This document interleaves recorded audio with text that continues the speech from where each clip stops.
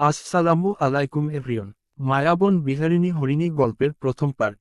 আজ টাকার বিনিময়ে আমি বিক্রেতা। এক পাগলের জন্য আমাকে কিনে নিয়ে যাচ্ছে, আর আমাকেই বিক্রি করছে আমার জন্মদাত্রী মা। বড্ড হাস্যকর এই দুনিয়ার খেলা। কত হাতজোড় করলাম, মায়ের পা পর্যন্ত ধরলাম, চিৎকার করে কান্না করলাম, এত আকুলতা ব্যাকুলতা, তবুও আমি ভাগ্যের লিখন খণ্ডাতে পারলাম না। না, সত্যিই পারলাম না। আমার সামনেই মাকে এক ব্যাগ ভর্তি টাকা দিল বাবার মতো বৃদ্ধ বয়সের লোকটি। দূর থেকে মায়ের স্বামী যেন জয়ের হাসি দিল। মায়ের চোখে চোখ পড়তেই মা নজর সরিয়ে ফেলল। তবে কি মা আমার থেকে কিছু গোপন করছে? আমার মা তো এমন ছিল না। এর মধ্যে এই বৃদ্ধ লোকটা আমার হাত ধরে বলল, আজ থেকে চিরদিনের জন্য আপনাদের অধিকার মার থেকে শেষ হয়ে গেল। আপনারা কখনোই ওকে আপনাদের মেয়ে বলে পরিচয় দিতে পারবেন না। এটা বলার সাথে সাথেই লোকটি কিছু কাগজ বের করে মা বাবাকে সিগনেচার দিতে বলল। তারা চুপচাপ কাগজগুলোতে সই করে দিল। আজ আমি আবার ও প্রত্যক্ষ সাক্ষী হয়ে রইলাম। আমাকে কাঁপা কাঁপা হাতে মা মৃত্যু যন্ত্রণা দিল। বুক ফেটে চিৎকার করে কান্না করতে চাইলেও পারলাম না। চুপচাপ কাঠের তৈরি শোপিস মূর্তির মতো গাড়িতে উঠে বসলাম। মিনিট দুয়েক পরই গাড়ি তার আপন গতিতেই চলতে শুরু করলো। সবকিছু চোখের আড়াল হয়ে যাচ্ছে। আমি মায়া।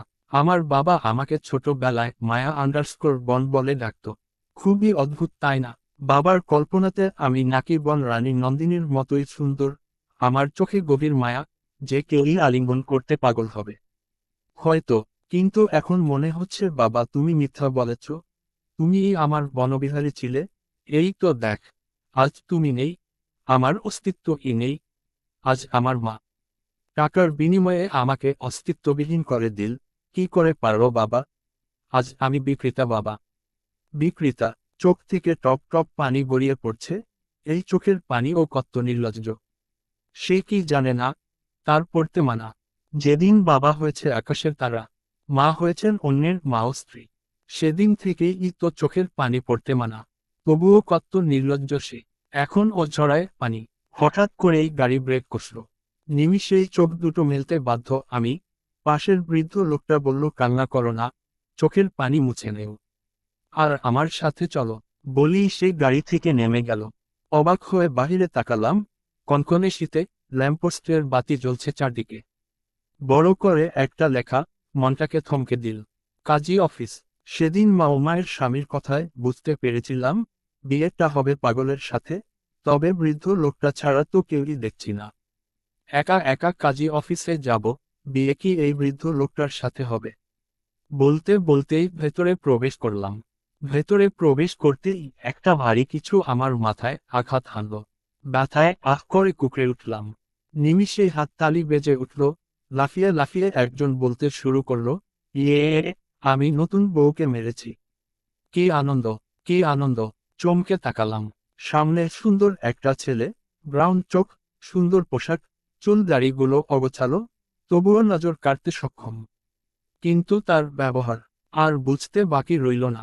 ছেলেটি আমার দিকে এগিয়ে এলো। খপ করে আমার হাত ধরে বলল, এই বউ, তুমি কি আমার বউ?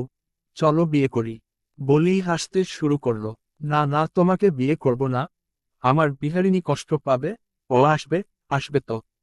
আমার হাতটা ছেড়ে তার মাথার চুলগুলো ধরে হাঁটু গেড়ে বসে হাউমাউ করে কাঁদতে শুরু করলো। আর বিহারিনী, বিহারিনী বলে জপতে থাকলো। উপস্থিত এখানে সবাই থামানোর চেষ্টা করছে, কিন্তু থামছেই না। আরো এগ্রেসিভ হয়ে উঠল। সবাইকে জোর করে ফেলে দিয়ে দাঁড়িয়ে গেল। আচমকা আমার গলা চেপে ধরে বলল, তুই মেরেছিস আমার বিহারিনীকে? তুই এখন আমাকে বিয়ে করতে এসেছিস? মেরে ফেলবো তোকে। দম আটকে আসছে। ছেলেটিকে থামানোর চেষ্টা করছে সবাই। আমি কি বলবো বুঝতে পারছি না। গলাটা বেশ শক্ত করে ধরেছে। আমি অগোছালো কণ্ঠে বললাম, বিহারিনী আপনার কাছে ফিরে আসবে, সে বলেছে। বলার সাথে সাথেই আমার গলা থেকে তার হাত আলগা হয়ে গেল। আমার দুই কাঁধ খামচে ধরে বলল, কি তুমি সত্যি বলছো? কবে আসবে? আমি আর অপেক্ষা করতে পারছি না। এখানে একটা মহিলা আর সেই বৃদ্ধ লোকটা হাঁ করে তাকিয়ে আছে আমার দিকে। তাকানোর এই কথা, কারণ তারা সবাই ভাবছে আমি বিহারিনীকে কিভাবে চিনি। আমি কাপা কাপা ভাঙা গলায় বললাম, আপনি ওই চেয়ারে বসেন, আমিও আসতেছি। তারপর বসে বিহারিনীর সম্পর্কে সবকিছু বলবো। ঠিক আছে। বিহারিনীর আসার কথা বলতেই ছেলেটির চোখ টপ টপ করে দুফোঁটা অশ্রু ঝরে পড়ে এক আশার আলো চোখে খেলে উঠল। বাধ্য ছেলের মতো কাজীর সামনে গিয়ে চেয়ারে বসে পড়ল। ছেলেটির সাথে থাকা মহিলাটি আমাকে জড়িয়ে ধরল। বলল, তুমিই পারবে আমার ছেলেকে ঠিক করতে।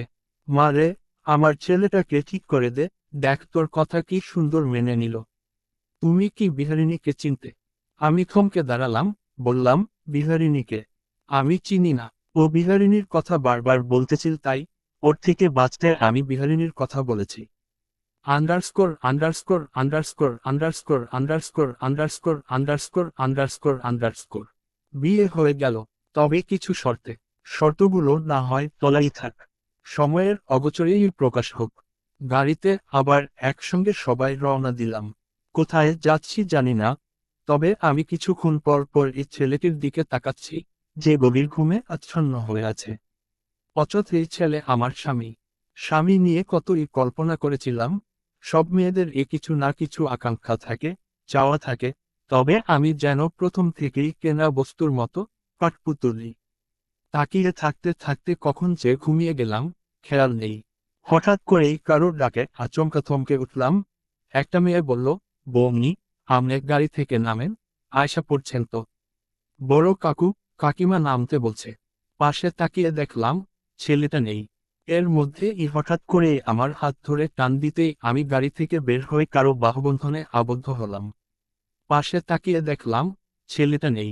এর মধ্যে হঠাৎ করে আমার হাত ধরে টান দিতেই আমি গাড়ি থেকে বের হয়ে কারো বাহুবন্ধনে আবদ্ধ হলাম। তাকিয়ে দেখলাম ওনার বাহুবন্ধনে আবদ্ধ আমি। কিছু মুখ ফুটে বলার আগেই আমাকে টেনে নিয়ে ছুটল বাড়ির ভেতরের দিকে। পিছনে থেকে আমার শ্বশুর ও শাশুড়ি দুজনেই ডাকছে থামার জন্য, কিন্তু উনি মানছেই না। দরজার সামনে আরো দুইজন মহিলা দাঁড়িয়ে ছিল, সাথে 15 কিংবা 16 বয়সী দুইজন মেয়েও। সবাইকে ঠেলে উনি হাত ধরে ভেতরে টেনে নিয়ে গেল। ওনার সাথে আমিও দৌড়াচ্ছি। শাড়ি পরে এভাবে দৌড়াতে খুবই অস্বস্তি হচ্ছে। উনি তো আমার হাত ছাড়ছে না। সবশেষে উনি ড্রয়িং রুমের সোফায় বসলো আমাকে নিয়ে।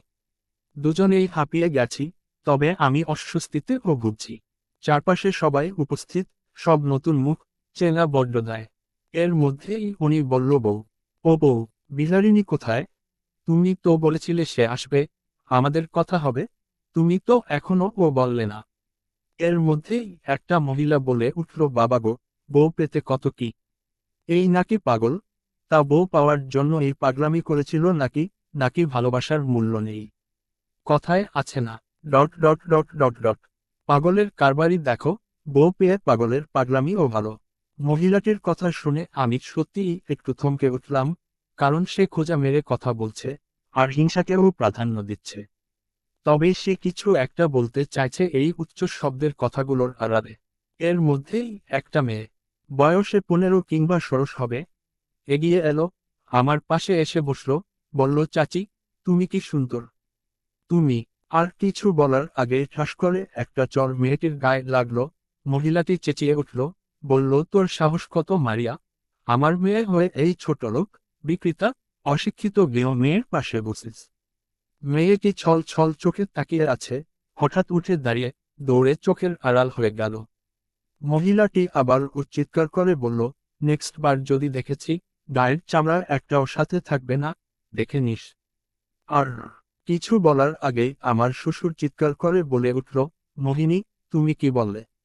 তোমার সাহস তো কম নয়। তুমি কাকে ছোটলোক, বিক্রেতা, অশিক্ষিত গেও বলছো? ভুলে যেও নাও আমার ছেলের বউ।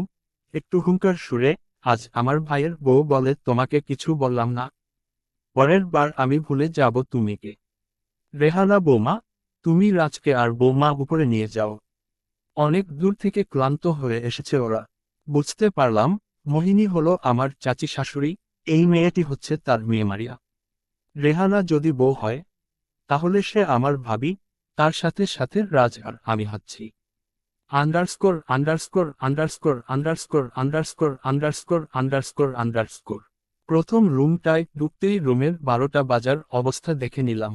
আমি বললাম, এটা কার রুম? রাজের দিকে ইশারা করে বললাম, আপনার। হঠাৎ করেই রাজের ভাব নমুনা পাল্টে গেল, কিছু না বলে হন হন করে ঘরে গেল। ঠাস করে দরজাটায় লাথি মেরে বসল। পুরো বাড়ি মনে হয় কেঁপে উঠল। রেহানার সাথে সাথে দরজাটা বন্ধ করে ফেলল। ওনার আকস্মিক ঘটনায় আমি বিস্ময় হয়ে রইলাম। বললাম, বন্ধ করলেন কেন দরজাটা? উনি ভেতরে একা। কিছু হয়ে গেলে? এর মধ্যেই রেহেনা বলে উঠল, এখন এখানে 560 ডিগ্রির ভূমিকম্প হবে। আর কিছু বলার আগেই ঘর থেকে জিনিসপত্র ভাঙচুরের আওয়াজ এলো, আর গণবিরোধী চিৎকার। আমার ভেতরের রন্ধ্রে রন্ধ্রে ভয়ের মাদকতা ছড়িয়ে পড়ল। নিমিষে সবাই এক হয়ে দরজার সামনে উপস্থিত হইল। এখন বাড়ির আরো 2 পুরুষ সদস্যের নতুন মুখ দেখলাম। সবাই বাহিরে থেকে রাজকে চিৎকার করে থামার জন্য বলছে। আমি এমনিতেই এই বাড়িতে নতুন, তার উপর যদি নতুন বউ হয়ে কথাই নেই। আবার স্বামী পাগল। দুনিয়াতে কোন নারী আমার মতো এই অবস্থায় পড়েছে কি না আমার জানা নেই। আমি ছোটবেলা থেকেই পরিস্থিতি সামলাতে পারি, যে কোন পরিস্থিতি। বাবা মারা যাওয়ার পর যেন এই বিষয়ে আরো পাকাপোক্ত হয়ে উঠলাম। স্বামী তো আমারই, তাই না? তার উপর বিকৃতা বউ। শর্তের মধ্যে একটা শর্ত আছে, যে কোনো পরিস্থিতিতে সামলাতে হবে তাকে। তাই সবাইকে পরোয়া না করে আমি দরজা খুলে ভিতরে ঢুকলাম। আমি ভেতরে প্রবেশ করেছি। রাজের চক্ষু অগোচরে ও একটা ছবি দেখে আবল তাবল বলছে, আর কিছুক্ষণ বাদেই গণবিরোধী চিৎকার করছে। আমি ভয়ে কাঁপা কাঁপা গলায় বললাম, রাজ। আমার এই কথাটি যেন রাজের মধ্যে এক জ্বলন্ত আগুনের সূত্রপাত ঘটল। রাজ রক্তমাখা চোখে তাকালো আমার দিকে, হাতের পাশে থাকা ফুলদানিটা সজোরে আমার দিকে ফিক্কে দিল। পরিস্থিতি বোঝার আগেই সেটা আমার কপাল বরাবর লাগলো, আর সাথে সাথে রক্তের স্রোত বইতে লাগলো। রক্ত পড়ছে আমার, কিন্তু রাজ যেন রক্ত দেখে আরো বেশি এগ্রেসিভ হয়ে উঠল। একদম বেসামাল পরিস্থিতি বিরাজ করছে। এদিকে শাশুড়ি সহ রেহানা ভাবি আমাকে ধরল। এদিকে আমার চোখ যেন রাজের থেকে সরতে নারাজ। এটাকে হয়তো বলে পবিত্র বন্ধন। রাজের ঘাড়ে বাবা একটা ইঞ্জেকশন পুশ দেওয়ার মিনিট দুয়েক পরই রাজ তার জ্ঞান হারিয়ে ফেলেন। আর এদিকে আমাকে অন্য রুমে নিয়ে গেল। Underscore underscore underscore underscore underscore underscore. রুমে কেউ নেই, শুধু রেহানা ভাবি। রেহেনা ভাবি হচ্ছে রাজের বড় ভাইয়ের বউ, আবার সম্পর্কে মামাতো বোন। বড় ভাইয়া অন্য রুমে থাকবে আজ। আমাকে রেহানা ভাবির সাথে থাকতে বলা হয়েছে। পরিস্থিতি থমথমে। অনেক রাতই হয়েছে। আজ আমার বাসর রাত। কত পরিকল্পনা, কত কল্পনা করেছিলাম, কিন্তু ভাগ্য আমার সুপ্রসন্ন কোথায়। বারান্দায় দোলনায় বসে ভাবছি, আর আকাশের দিকে তাকিয়ে আছি। আজ যেন আকাশও রাগ করেছে। কালো অন্ধকার হয়ে আছে। হঠাৎ পাশে কারো উপস্থিতি থমকে উঠলাম। দেখি রেহানা ভাবি আমার দিকে তাকিয়ে আছে। বলল, কান্না করছো? মন খারাপ? তা বোন, জেনে বুঝে নরকে কেন আসতে গেলে? এই হাওলাদার বাড়ি একটি নরকখানা। প্রত্যেকেই মুখোশ পরে আছে। তুমি কেন এসেছো? অঝোর ধারায় অশ্রুমাখা নয়নে তাকিয়ে মুচকি হেসে বললাম, আমি কোথায় সজ্ঞানে আসলাম গো। নিয়তির খণ্ডন যেন খণ্ডাতেই পারলাম না। এই নিয়তি বড্ডি অন্যায় করছে আমার সাথে বড্ডই। নিকষ কালো দাগ থেকে বেরিয়ে আসা এক ঝংকার থেকে রেহানা ভাবি বলল, আমার থেকেও কি অনেক করুন। শুনি তো তোমার কাহিনী বোন। আকাশের দিকে তাকালাম। বললাম, ও যে মেঘময় কালো আকাশে আজ জোনাক আড়াল হয়ে আছে, তার পাশেই রোজ ঝলঝল করত একটা তারা। আমি রোজ সেটার সাথে এই কথা বলতাম, কারণ আমার বাবা সেই আকাশের তারা। মা আর অতীত। আমার বাবা, আমি আর মা। ছোট্ট একটা পরিবার, ছোট্ট একটা সংসার। বাবা মায়ের প্রেমের বিয়ে। আমার নানা অনেক প্রভাবশালী আর ধনী, কিন্তু বাবা। চলবে। পরবর্তী পার্ট সবার আগে পেতে চ্যানেলটি সাবস্ক্রাইবও করে রাখবেন। চ্যানেলের নাম ভয়েস অফ সুখ পাখি।